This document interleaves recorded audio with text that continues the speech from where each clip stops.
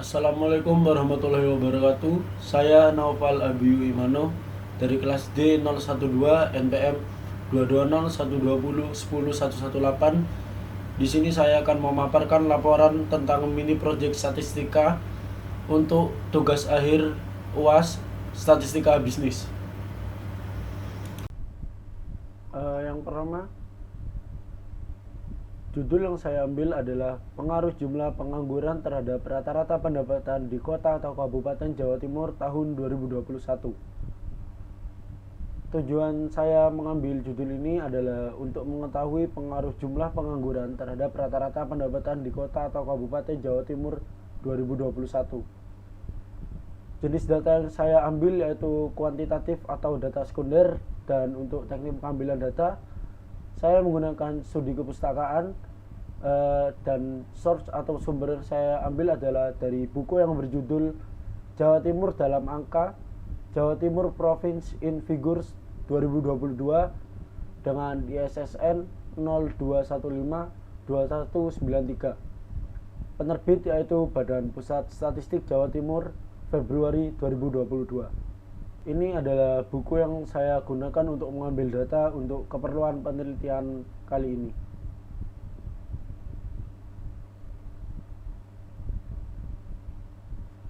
Selanjutnya untuk data mentah, di sini sudah ada daftar kota atau kabupaten dengan jumlah pengangguran dan rata-rata pendapatan di Jawa Timur. Dan untuk penelitian kali ini saya mengambil 30 sampel random untuk dijadikan data mentah.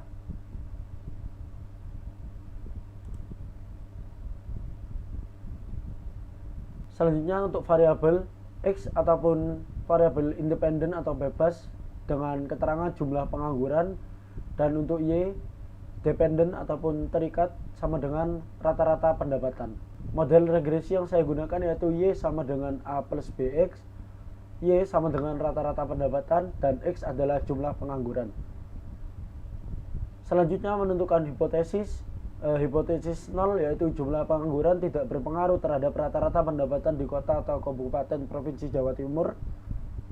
Dan hipotesis 1 yaitu jumlah pengangguran berpengaruh terhadap rata-rata pendapatan di kota atau kabupaten provinsi Jawa Timur. Selanjutnya yaitu menggambar area H0 dan H1, yaitu pertama-tama menentukan nilai T tabel. Karena N sama dengan 30, maka DF sama dengan N-2 yaitu 28 pada tingkat signifikansi 5% dua arah kiri dan kanan masing-masing 2,5%, didapatkan T tabel yaitu 2,0484. Selanjutnya yaitu menggambar area penerimaan H0 dan H1.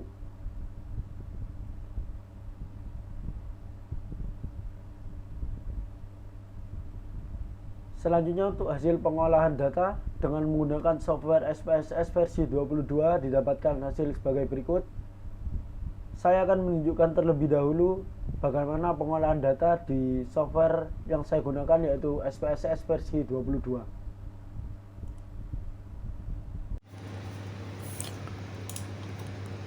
Untuk langkah yang pertama adalah kita buka software SPSS, kemudian new datasheet, kemudian kita akan diarahkan ke kolom yang berisi variabel-variabel di data view. Kemudian selanjutnya kita akan masukkan data mentah yang sudah kita dapatkan.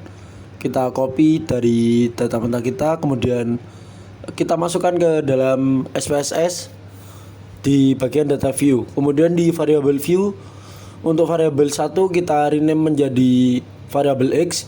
Kemudian di variabel 2 kita rename jadi Y. Kemudian untuk label dari variabel X yaitu jumlah pengangguran, dan untuk variabel Y adalah rata-rata pendapatan.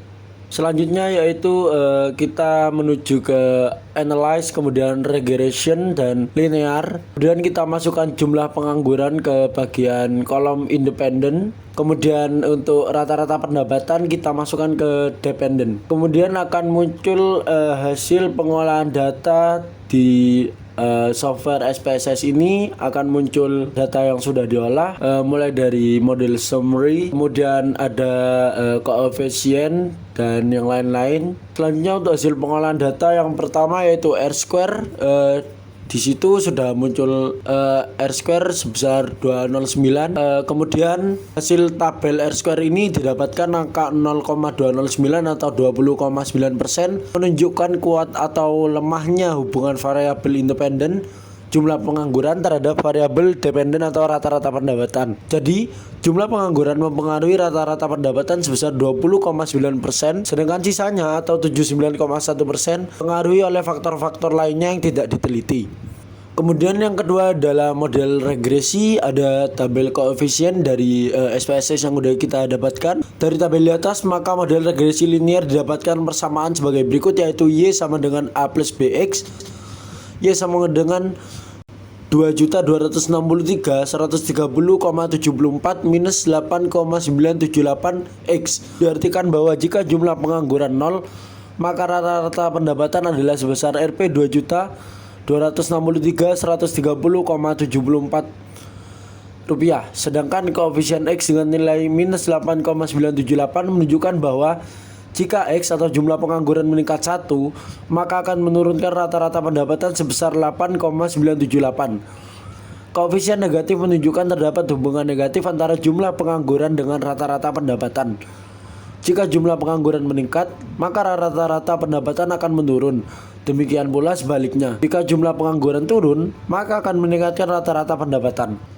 Yang selanjutnya adalah uji hipotesis. Dari tabel koefisien, dari T tabel didapatkan minus 2,0484 dengan sigma 0,025. Sedangkan T hitung berdasarkan tabel di atas didapatkan T hitung minus 21 minus didapatkan T hitung minus 2 didapatkan T hitung minus 2,719 dan sigma 0,011. Karena T hitung lebih kecil dari T tabel sebesar minus 2,0484 dan sigma 0,011 lebih kecil dari 0,025, maka T hitung berada pada daerah penerimaan H1, sehingga H0 ditolak dan H1 diterima dengan kesimpulan. Jumlah pengangguran berpengaruh terhadap rata-rata pendapatan di kabupaten atau kota Jawa Timur tahun 2021. Sekian dari saya untuk proyek mini statistika kali ini. Wassalamualaikum warahmatullahi wabarakatuh.